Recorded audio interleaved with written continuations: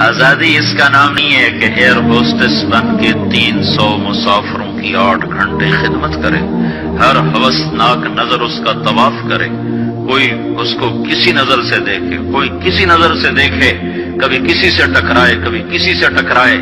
یہ آزادی ہے، یہ آزادی ہے۔ ہمارا آسٹریلیا سے سفر ہو رہا تھا، سنگاپور 8 گھنٹے کی مسلسل فلائٹ تھی۔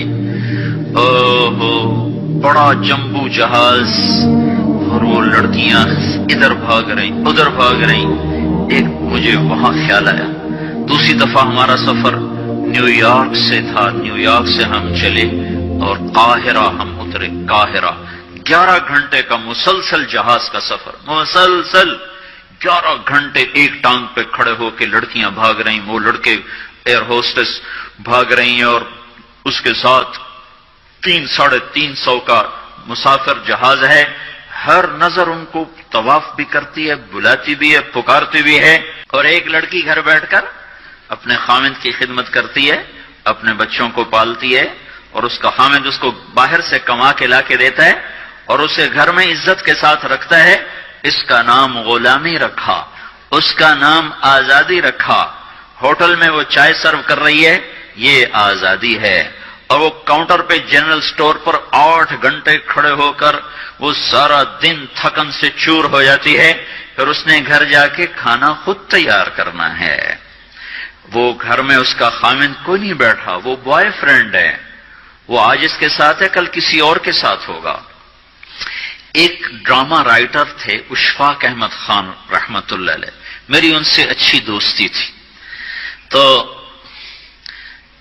جب ایک دفعہ ہماری ان سے ملاقات ہوئی، جنید جمشید نے ان دنوں تازہ گانا چھوڑا تھا، توبہ کی تھی، تو وہ ابرار مجھے ملنے کے لیے، ابرار یہ جو آج کل گانے کا تھا، وہ مجھے ملنے کے لیے آئے۔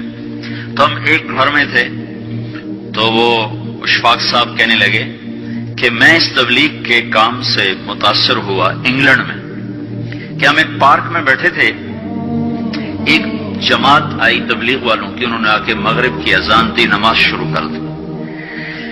15-16 لڑکیاں وہاں کھڑی تھی۔ ایک نماز ختم ہوئی تو لڑکیاں آگے بڑھیں، تو میں نے اپنی بیوی سے کہا چلو ہم بھی چل کے سنیں یہ کیا کہتے ہیں۔ تو جب وہ پہنچے ہم وہاں، تو وہ لڑکی نماز پڑھانے والے سے کہہ رہی تھی آپ انگلش جانتے ہیں؟ اس نے کہا جانتا ہوں۔ کہا آپ نے کیا کیا ہے؟ کہا ہم نے عبادت کی ہے۔ اس لڑکی نے کہا آج تو اتوار نہیں۔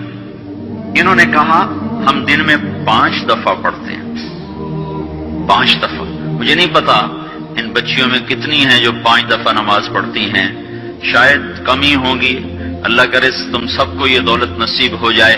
یاد رکھنا، سجدوں میں سر رکھے بغیر نہ کبھی کسی نے اللہ کو پایا نہ پا سکتا ہے، اور سجدوں میں آنسو بہائے بغیر نہ کبھی کسی نے دل کی دولت کو سمیٹا ہے نہ کوئی سمیٹ سکتا ہے۔ یہ دل کا چین و سکون میرے اللہ کی قسم پیشانی کو زمین پر رگڑنے میں ہے، اور اس پیشانی پر آنسو بہانے میں ہے۔ باتوں سے بات نکل آتی ہے۔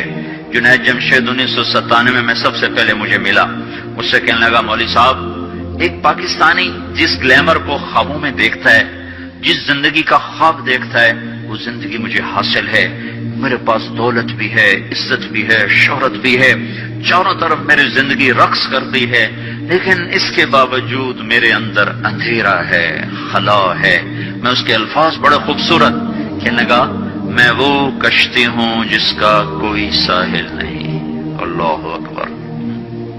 یہ کیا وجہ ہے؟ مجھ سے کہنا کہ یہ کیا وجہ ہے، ایسا کیوں ہے؟ میری تو ہر خواہش مجھے حاصل ہے۔ اور بالکل یہی بات چند لفظوں کی تبدیلی کے ساتھ مجھے سعید انور نے کہی جب وہ 3 دن کے لیے ہمارے ساتھ نکلا پہلی دفعہ۔ مجھ سے کہنے لگا میں یہ سوچا کرتا تھا عزت، دولت اور شہرت یہ میری زندگی کا مقصد ہے، صرف 22 سال میں مجھے سب کچھ مل گیا، عزت بھی، دولت بھی، شہرت بھی، لیکن دل اسی طرح پریشان۔ 100 بار چمن مہکا، 100 بار بہار آئی، دنیا کی وہی رونق، دل کی وہی تنہائی، تو رونق بھی ہے، بہار بھی ہے، پھر دل کیوں اداس ہے، پھر دل کیوں پریشان و غمگین ہے؟ کہ اس سوچ نے مجھے یہ مجبور کر دیا کہ میں نے مقصد کے انتخاب میں غلطی کھائی ہے۔ مقصد کے پانے کے بعد تو آدمی چین میں آتا ہے۔ مجھے اگر عزت دولت شہرت میرا مقصد ہے، مجھے مل چکا ہے، پھر مجھے چین کیوں نہیں، پھر مجھے سکون کیوں نہیں؟ تو مجھے پتا چلا کہ نہیں، مقصد زندگی کچھ اور ہے۔ میں نے کہا شکر کرو تمہیں جلدی پتا چل گیا۔ بعضے تو زندگی گزار جاتے ہیں اور انہیں موت تک نہیں ہوش رہتا کہ میں کیوں آیا تھا اور میرا کیا مقصد تھا۔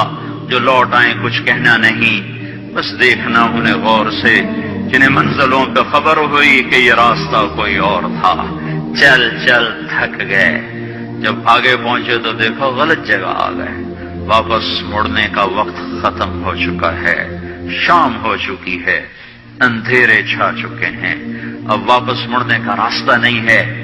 شکر کرو کہ اللہ تعالیٰ نے ہمیں ایمان کی دولت عطا فرمائی، اور تم 22 سال کی، تم جلدی 30 برس کی عمر میں ہی تمہیں ہوش آ گیا کہ نہیں میری زندگی کا مقصد کوئی اور ہے۔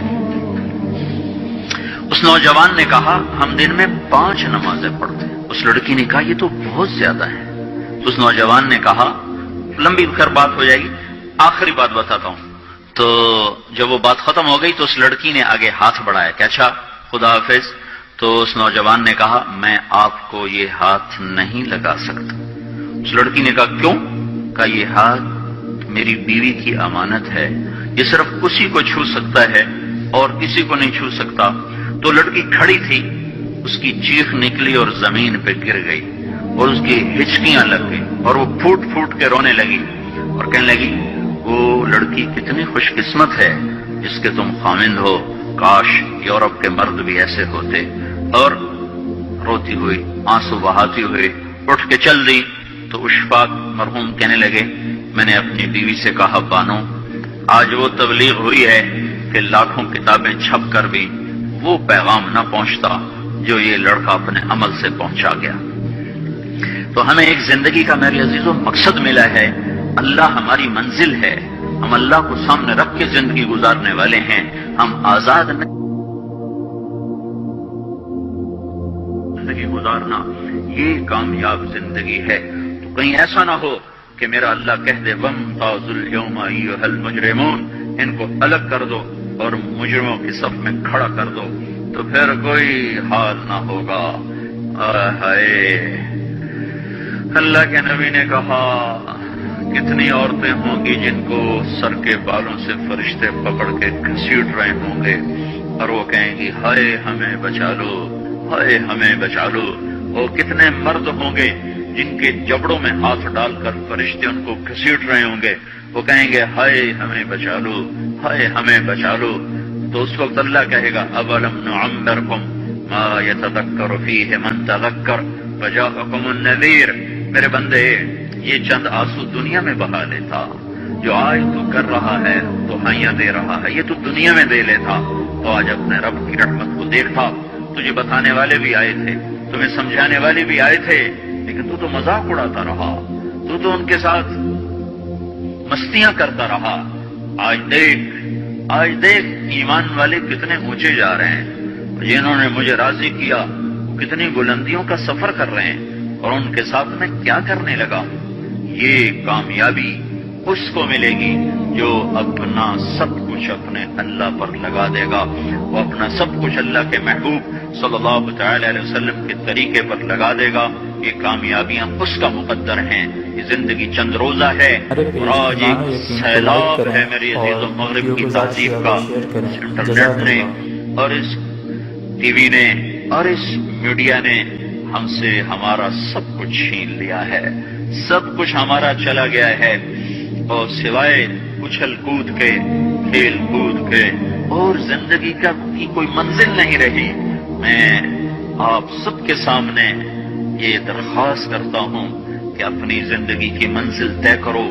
پہلے یہ سوچو اور سمجھو کہ یہ صبح یہ شام، یہ دن یہ رات، یہ جو گزر رہے ہیں مجھے کہاں لے جا رہے ہیں، میرا سفر کدھر کا ہے، میں کہاں جا رہی ہوں، میری آخری منزل کیا ہے، اس کے مطابق اپنی زندگی کی ترتیب بناؤ۔ میرے آپ کے نبی نے فرمایا الکیس من دان نفسہ وعمل لما بعد الموت، سمجھدار وہ نہیں جو مشہور ہو جائے جو عزت اور دولت کو اکٹھا کرے، سمجھدار وہ ہے جو اپنی آخرت کا سامان تیار کرے اور اپنی موت کی تیاری کرے۔ اس پر جو جم جائے گا وہ دنیا اور آخرت میں کامیاب ہے، جو اس سے ہٹ جائے گا وہ ہلاک و برباد۔